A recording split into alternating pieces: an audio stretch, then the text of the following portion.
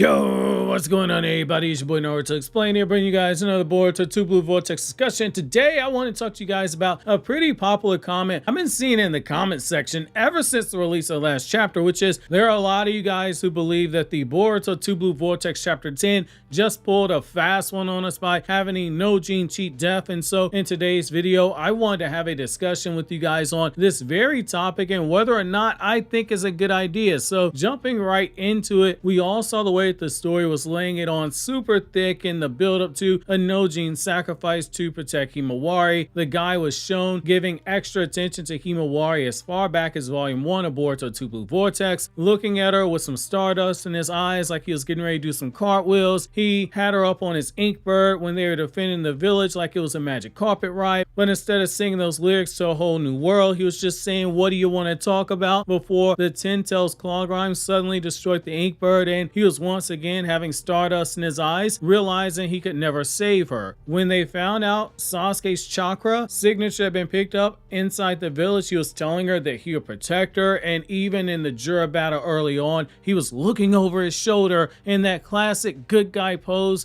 before they protect someone they love and they cherish. They were checking off all the boxes for a potential red flag that he was definitely gonna die or be critically injured, and in this new chapter just laid it on even thicker with him getting a knee to the gut, struggling on the ground to go and grab Jura's foot, saying leave that girl alone. Jura finally had enough and he just impaled him with a thick wood tree release, and had the nerve to tell an aspiring artist, the son of an artist at that his guts and his blood dripping all over the branches, it was pure aesthetics, like he was judging some kind of an art contest or he's at an art gallery or something like that. This of course led to Himawari's big rage moment where her hair starts flying out and everything. She's got those big feral eyes and she appears ready for battle and is using some unknown quantifiable percentage of Kurama's power as a result. So when you really sit down and look at all that, it's like pretty clear that the story at the very least wants you to believe that Inojiin is dead, but is he really? Well, I personally would absolutely love it if Inojiin got sent to heaven and we had Ino traumatized by the fact that her father was killed by a Ten Tails, her son was killed by a Ten Tails, and we see Sai lose the very person that Kodachi wrote in the Academy novels for Boruto was the person that Sai credited with making him feel like he finally broken free of Danzo's influence, since Ino giving birth to Inojiin is what gave Sai that last push out the darkness. While I would love to see all those characters suffer, ooh, I would love to see that. This is where I kind of feel like it's mandatory that you just double down on the whole thing being an extended homage to Namek Saga Gohan, where he raged out and he overpowered Frieza when he thought that second form Frieza had killed Krillin, but Toriyama pulled a very clever fake out death and Krillin was alive. Ikimoto is a huge Dragon Ball fan. He's admitted himself, he's remade some of the poses, he has used his freedom to tweak what's been handed down in the drafts of the chapter, and when he's done it, I've caught multiple nods to Dragon Ball, to a lot of you guys' annoyance because I pointed out when I see it, and one of my editors has found more than a handful of JoJo's Bizarre Adventure nods. So it's one of those things where you're gonna continue to see those stuff. It's for that reason that as much as I dislike the idea of Inojiin pulling out a fast one and I prefer Ino to lose her son, I don't think that that's what we're getting right now. This brings me to the popular theory I've seen in the comment section, and I think you guys might stand a chance of being right here, which is the fact that Ino is gonna be spared any type of pain because Inojiin survived because he prepared an ink clone beforehand. Now, this would be some maximum level trolling that would absolutely make me pop because it will be a throwback to Naruto's manga, and we've seen before that villains in Boruto, they get pissed off and they get annoyed when ninjas start using ninja trickery, from Delta getting pissed off at Naruto, Momoshiki getting annoyed, Jigen getting pissed off because of ninja trickery almost getting him killed, and even Code a few moments fighting Boruto, he was shown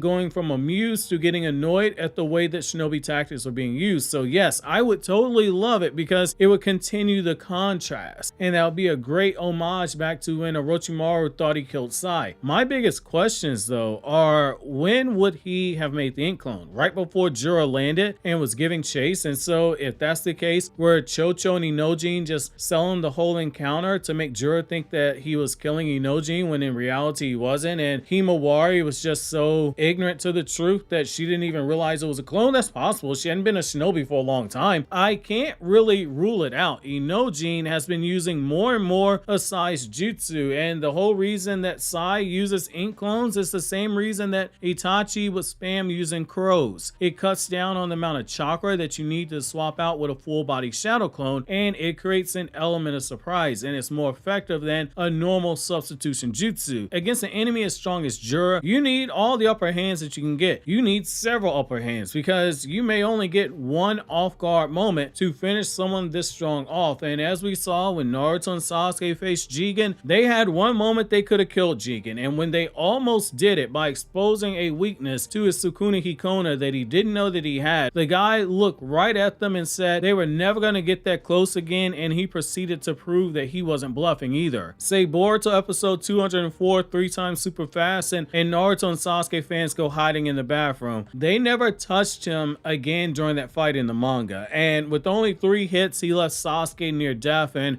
with less than 5 hits Naruto was unable to maintain his chakra mode or stand upright before Jigen said, "Fine, I'll help you stand up." He impaled him with the chakra rods. Jura feels like he might be on that type of timing. It's part of the reason I love his character. So this might be the one shot that you have to make an opening to get a win or escape, which it's really more so going to be the former than the latter because they already tried escaping and it didn't work. So the only real option is to go on the offensive, like what Kurama was telling Himawari, that no one else can stop the situation. She's got to put her big girl panties on and she's got to go into the battlefield. It kind of has to be an ink clone at this point because that injury to Inojiin, let's say that that's really Inojiin's body. That's not an injury where you go, oops, I just pricked my thumb, somebody get me a band-aid. This is the type of injury where Kawaki gave to Boruto when he destroyed his heart and lungs. It straight up tore his chest and his guts up, and Ikimoto drew Inojiin with those glossy eyes that are very consistent with death. That's a lot more than even someone as skilled as Sakura would be able to heal. People are throwing Sakura out there as using the Mystic Palm Jutsu to heal Inojiin, but the body has taken a certain amount of damage where not even the most trained medic can reverse that damage using that jutsu. Otherwise, Tsunade would have saved her lover Dan, and Ino could have saved Asuma, and Sakura could have been rushed to save Neji. Maybe you could have Sakura show up and she uses the Byakugo seal 100 healings and she transfers the 100 healings over to Inojiin. We saw her do that with Obito. You can't rule that out, but I don't think that's likely. Even when Minato was impaled by Kushina and she regained control, the one-shot manga implied that it was Tsunade who healed Minato from that injury from Seven Tails Kushina. And even then, Minato's injury is more believable because